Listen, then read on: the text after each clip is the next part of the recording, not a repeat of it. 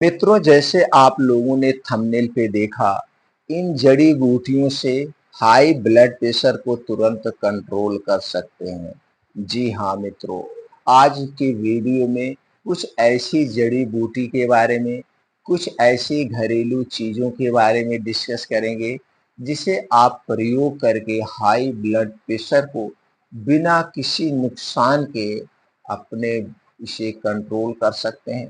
और दोस्तों, अगर आप बताए गए नुस्खे का, बताए गए नियमों का पालन करेंगे, तो दोस्तों आपका ये ब्लड प्रेशर हमेशा कंट्रोल में रहेगा।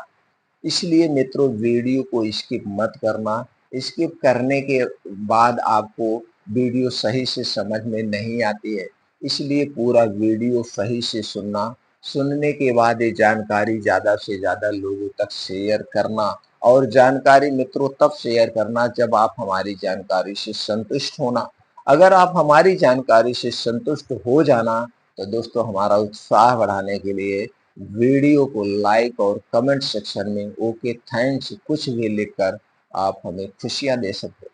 तो मित्रों, सबसे पहले हमें चलिए थोड़ी सी जानकारी शेयर करते हैं। ये हाई ब्लड प्रेशर होता क्या है, हाई ब्लड प्रेशर होने के कारण क्या है। क्योंकि हमारा आयुर्वेद हमेशा इस चीज पे फोकस करता है, सबसे पहले कारण को खोजना है। तो पहले जान लेते हैं हाई ब्लड प्रेशर होता क्या है। हाई ब्लड प्रेशर दोस्तों शरीर की वो कंडीशन है जिसमें हार्ट की आर्टरीज ब्लड का फ्लो अचानक बढ़ जाता है। इससे हाइपरटेंशन कहकर भी पुकारा जाता है। अगर आप लगातार हाई ब्लड प्रेशर से परेशान हैं, तो उसका इलाज बेहद जरूरी है मित्रों। अन्यथा इज आगे चलकर हार्ट डिजीज यानी दिल की बीमारी का मुख्य कारण सिद्ध हो सकता है। तो दोस्तों आप समझ गए होंगे हाई ब्लड प्रेशर क्या है। अब इसके होने के कारण क्या है। अगर होने के कारण की बात करें तो दोस्तों ये कारण निकल के नहीं आएगा, बहुत सारे कारण है। आज तक तो ये कारण समझ में ही नहीं आया। तो बहुत कारण में क्या है, लगातार आज का बढ़ रहा तनाव, डिप्रेशन, चिंता, ये तो कारण माना जाता है, ये मॉडर्न युग के हिसाब से। लेकिन आयुर्वेद के हिसाब से क्या मानता है, आयुर्वेद ये मानता है कि जब आपका वात पित्त कफ बढ़ जाता है तो आपका ब्लड प्रेशर भी बढ़ता है, और ब्लड प्रेशर बढ़ता है तो हार्ट डिजीज जैसी बीमारियां होने लगती है। हाई ब्लड प्रेशर व हृदय धमनी या कार्डियरी आर्टरी आर्ट डिजीज आर्टरी जो डिजीज होता है भी इसे कहा जाता है। अन्य दवाओं के साथ साथ आयुर्वेद में मौजूद प्राकृतिक औषधियां उक्त रक्तचाप और हाई कोलेस्ट्रॉल से मुक्ति दिला सकती हैं।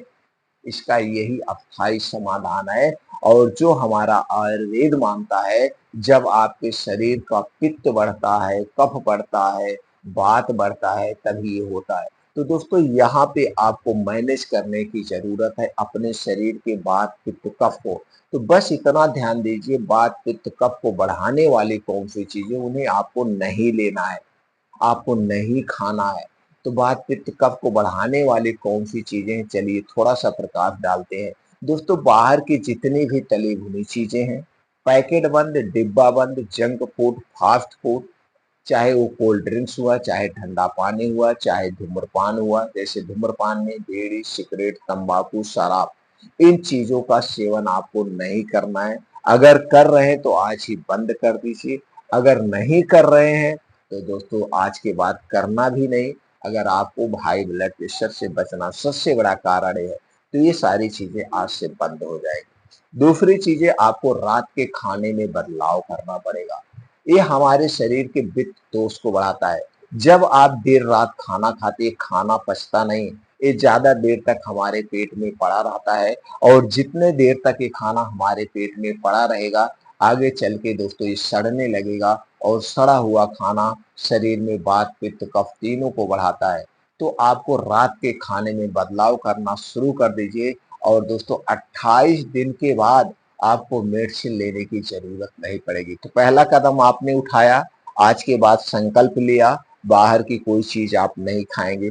दूसरा कदम आपको उठाना है, लिख लीजिए आज से, आज के बाद आज के बाद आप सूर्य डूबने के बाद खाना नहीं खाएंगे। सूर्य डूबने के बाद खाना हमें बिल्कुल नहीं खाना है। सूर्य डूबने के 1 घंटे पहले हमें खाना खा लेना है। जैसे गर्मी में सूर्य कितने बजे डूबता है? 7 बजे। तो खाना आपको 6 बजे खा लेना है। यह खाना जो आप खाएँगे एकदम हल्का सुपाच्य खाना होगा। रात के खाने में तली भुनी चीज़ें नहीं होंगी। रात के खाने में गरिष्ठ भोजन मसालेदार खाना नहीं होगा। रात के खाने में फल-फूल, जूस नहीं होंगे और रात के खाने में दोस्तों डेयरी प्रोडक्ट का प्रयोग नहीं होगा। दोस्तों ये बात आपको ध्यान देना है एकदम हल्का। तो जब आप सूर्य डूबने के पहले यानी 6 बजे आप खाना खा रहे हैं, अगले दिन खाना कब खाएँगे?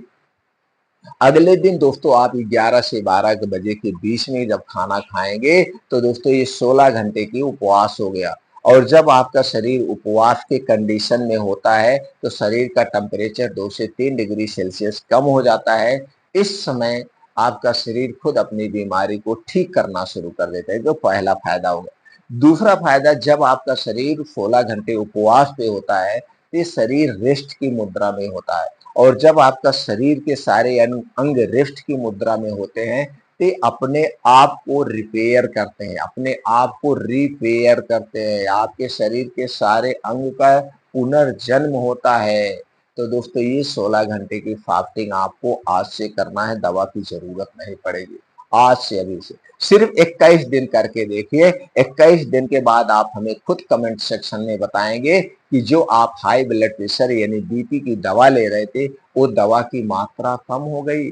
अब तो हमें दवा खाने की ज़रूरत ही नहीं पड़ती है, क्योंकि मेरा ब्लड प्रेशर अब बढ़ता ही नहीं है। ये चीज़ें आपको नहीं कर तो दोस्तों दूसरा कदम हो गया। तीसरा कदम आपको क्या उठाना है? तीसरा कदम दोस्तों आपको उठाना है, रोज़ सुबह 4 से 5 बजे उठ जाना है किसी भी कीमत पर। कोई आलस नहीं, किसी भी कीमत। उठने के बाद तुरंत सबसे पहले 2 से 3 गिलास गुनगुना पानी पीजिए। डेली दिनचर्या से निवृत्त हो जाइए। अब आपको 5 बजे घर छोड़ देना है। 5 बजे से 7 बजे 2 घंटे का समय आप अपने लिए निकालिए, दवा की ज़रूरत नहीं पड़ेगी। इस कदम को आप बंद नहीं करना। अभी 2 घंटे में क्या करना है? कम से 5 से 6 किलोमीटर तेज़ गति से नंगे पाँव ज़मीन पे हरी घास पे मॉर्निंग वॉक करना है। मॉर्निंग वॉक के बाद आपको वही पहला योगा करना है, अनुलोम-विलोम आधा घंटा। दूसरा योगा 15 से 20 मिनट कपालभाति। इसके बाद कुछ और योगा, दंड बैठक, सपाट मारिए, सूर्य प्राणायाम करिए और लास्ट में 15 से 20 मिनट आपको ध्यान करना है, मेडिटेशन करना है। मेडिटेशन करना सबसे ज़्यादा ज़रूरी है। मेडिटेशन जब आप करते हैं तो चिंता, डिप्रेशन से दूर रहते हैं। इतना काम तो आप रोज़ करिए, वैसे भी आपको दवा की ज़रूरत नहीं पड़ेगी। अगर आप दवा ले रहे हैं तो दोस्तों 21 दिन में वो दवा आपकी बंद हो जाएगी। 21 दिन करके देखिए। अब इतना आप कर रहे हैं तो कुछ चलिए घरेलू नुस्खे भी इसी के साथ कर लीजिए, तो ब्लड प्रेशर जल्दी से कंट्रोल होगा। और ये जो घरेलू नुस्खा है इसका कोई साइड इफ़ेक्ट नहीं है। पहला नुस्खा आपको क्या करना है दोस्तों? पहले नुस्खे में है, आपको लेना है तुलसी की 7 से 8 पत्ती लेना है। तुलसी की 7 से 8 पत्ती लेना है और नीम की 7 से 8 पत्ती लेना है। तो आप चाहें तो दोनों को ऐसे चबा-चबा के खा सकते हैं। ऐसे चबा के खाने के बाद आप गुनगुना पानी पी सकते हैं, नहीं तो आप पानी नहीं पीजिए। कुछ जगह पे दोस्तों तुलसी की पत्ती नहीं चबाते हैं, वहाँ पे पूजा की जाती है। तो दोस्तों आप नीम की पत्ती चबा लीजिए, उसके बाद आप 3 से 4 बूँद तुलसी का रस मुँह में डाल लीजिए। तुलसी का रस कैसे बनाएँगे? तुलसी की पत्ती ले लीजिए, एक मुट्ठी में खूब रगड़िए, रगड़ने के बाद सफ़ेद कपड़े में लपेट करके उसका रस आप निकाल लीजिए, इसे दबा करके रस निकल जाएगा। ये तरीका है, ये दोस्तों ब्लड प्रेशर को अस्थायी रूप से कंट्रोल करता है और इसका कोई नुकसान नहीं है। ऊपर से आपको वायरल फीवर से, वायरल इन्फेक्शन से बचाएगा यह फार्मूला। पहला है। दूसरा तरीका क्या है दोस्तों? आपको लेना है 1 कप पानी और 1 कप पानी में आपको लेना है 2 चम्मच शहद, लेकिन ये शहद एकदम शुद्ध होनी चाहिए, मिक्स नहीं हो। जिस कंपनी पे आपको ट्रस्ट हो, जिस कंपनी की शहद पे आपको विश्वास हो, उसी कंपनी का शहद लेना है और इसी 1 कप पानी में 2 चम्मच डालना है और इसी में आपको आधा नींबू निचोड़ देना है। अब इस कप पानी को आप दिन में 1 बार रोज़ लेना है। दिन में 1 बार लीजिए, इसके बहुत सारे बेनिफिट्स हैं। बहुत सारे वेन्स हैं और ब्लड प्रेशर को आपको कंट्रोल रखेगा, कोई नुकसान नहीं है, दिन भर में 1 बार लेना है। अगला है दोस्तों, आप दिन भर में 2 बार आप ले सकते हैं। आपको क्या करना है, 1 कप पानी लेना है। 1 कप पानी को गैस पे चढ़ा दीजिए और इसी में डालना है दालचीनी का पाउडर। दालचीनी का पाउडर आधा चम्मच डाल के इस पानी को अच्छे से उबाल करके आप इस पानी का सेवन दिन में 2 बार या 1 बार आप कर सकते हैं। 1 से 2 बार इसे करेंगे, ये भी हाई ब्लड प्रेशर को कंट्रोल करता है। अगला तरीका क्या है दोस्तों, तरबूज का बीज। तरबूज के बीज में एंटीऑक्सीडेंट, फाइबर, प्रोटीन्स और विटामिन पाए जाते हैं। तरबूज को बीज को लेना है आपको रात में दोस्तों इसे भिगो देना है। रात में इसे भिगो देना है और सुबह आप दोस्तों इसका सेवन कर सकते हैं, इसे चबा चबा के। तो तरबूज के बीज का भी सेवन कर सकते हैं। अगला जो तरीका है दोस्तों वो है, आपको लेना है मेथी दाना।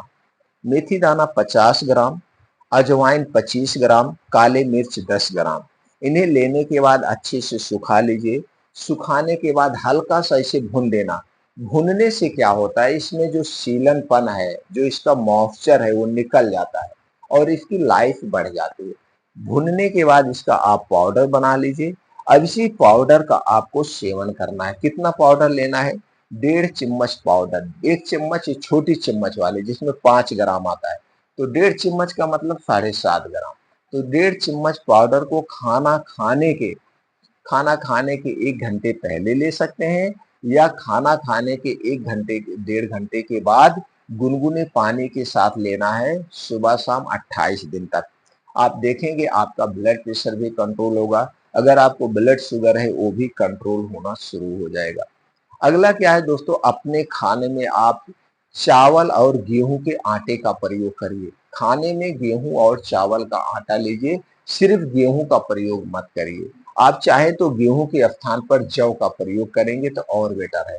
तो बनाना कैसे है, 5 किलो चना लीजिए, 5 किलो गेहूं या जौ ले लीजिए और चाहे गेहूं 2.5 किलो जौ कर दीजिए। ऐसा भी करके इस आटे को पिसाकर इसी आटे की रोटी आप खाइए दोस्तों। ये हो गया। और कुछ चीजें हैं दोस्तों उसे भी आप कर सकते हैं, जैसे प्याज का रस 1 चम्मच, शहद 1 चम्मच। प्याज का रस 1 चम्मच, शहद 1 चम्मच मिला करके दिन भर में 1 बार लेंगे, इससे भी ब्लड प्रेशर कंट्रोल होता है।